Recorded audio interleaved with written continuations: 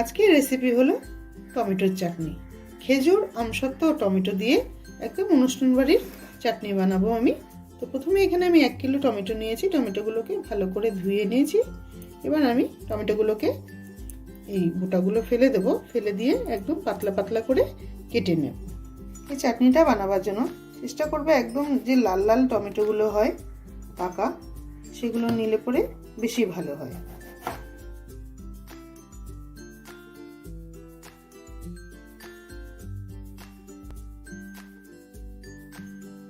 একটা কড়াই বসিয়ে দিলাম। কড়াই দিয়ে দেবো সর্ষের তেল।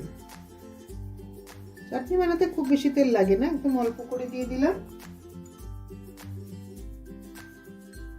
তেলটা গরম হয়ে গেছে।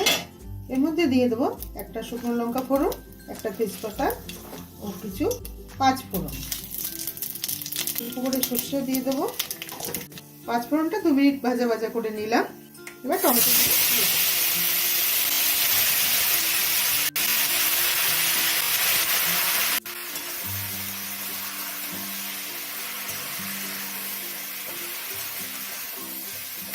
এই সময় দিয়ে দেবো এর মধ্যে স্বাদ মতো নুন, তাহলে টমেটোগুলো খুব তাড়াতাড়ি গলে যাবে। এই চাটনিটা রান্না করার জন্য এক ফোঁটা আমি জল ব্যবহার করব না, যেহেতু সিজনের টমেটো সেহেতু এই জন্য দেখো অনেক জল এমনিতেই বেরিয়ে গেছে। এবার আমি ঢাকা দিয়ে দেবো।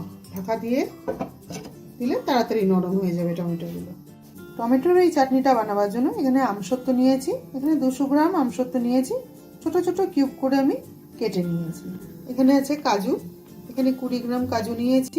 এখানে 200 গ্রাম খেজুর আছে। খেজুরগুলোকে ভালো করে ধুয়ে আমি বীজটা ফেলে দিয়েছি। ফেলে দিয়ে আমি একটু ছোট করে কেটে নিয়েছি। একটা খেজুরে 2টো টুকরো করেছি আমি। এখানে কিশমিশ নিয়েছি। এখানে 20 গ্রাম কিশমিশ আছে। কিশমিশটাকে আমি জলে ভিজিয়ে রেখেছি, তাহলে খুব তাড়াতাড়ি নরম হয়ে যাবে আর ফুলে বড় বড় হয়ে যাবে। এখন নুন দিয়ে ঢেকে দেওয়াতে কত জল বেরিয়ে গেছে টমেটোগুলো দেখো একদম গলে গলে এসছে। এই পর্যায়ে চলে আসলে পরেই দিয়ে দেবো খেজুরগুলো। ভালো করে নাড়িয়ে দিয়ে আবার ঢাকা দিয়ে দেবো 2 মিনিটের জন্য, যাতে খেজুরটাও একটু সফট হয়ে যায়।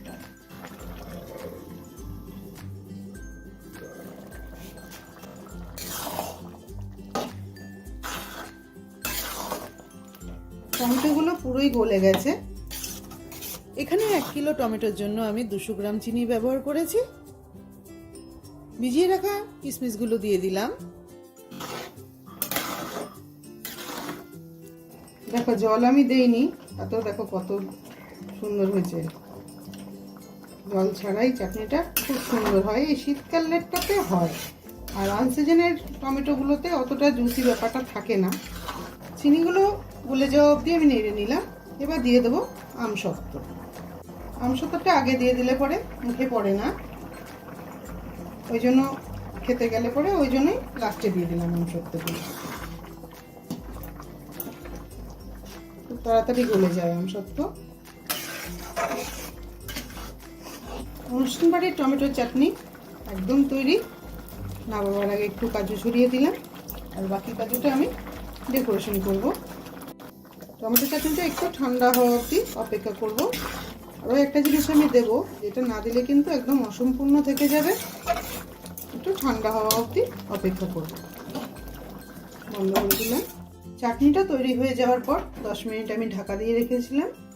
এবার এর মধ্যে দিয়ে দেবো পাতিলেবুর রস। এই রসটা দিলে পরে শুধু খেতে না, খেতে তো অসাধারণ লাগে, টেস্টটা খুবই ভালো লাগে, সঙ্গে স্মেলটাও খুবই ভালো লাগে। তাই লেবুর রসটা কিন্তু অবশ্যই তোমরা দেবে। লেবুর রসটা দিয়ে দেওয়ার পর ভালো করে আরো একবার নাড়িয়ে দেবো।